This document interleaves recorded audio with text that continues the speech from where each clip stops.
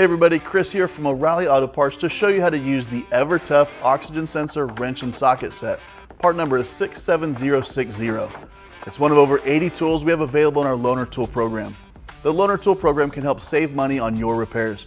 Just pay a deposit equal to the cost of the tool, and we'll return your full deposit when you return the tool to the store. So let's get started. As a reminder, always wear eye protection and gloves when you use this tool. Once you've got your supplies together, here's what you'll do. Park on a level surface and give your vehicle plenty of time to cool so there's no risk of being burned by the exhaust. Oxygen sensors are typically on the exhaust manifold or exhaust pipe in front or behind the catalytic converter. For demonstration purposes, we're performing this job on a section of exhaust pipe that's already been removed. Disconnect the oxygen sensor connector from the wiring harness.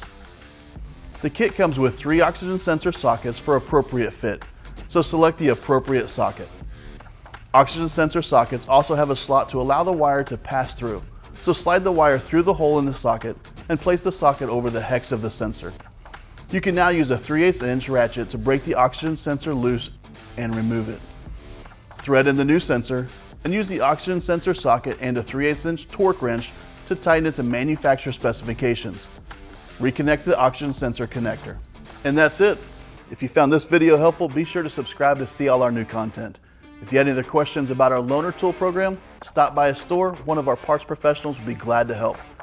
You'll find everything you need for your next project at your local O'Reilly Auto Parts store or O'ReillyAuto.com. We'll see you again soon.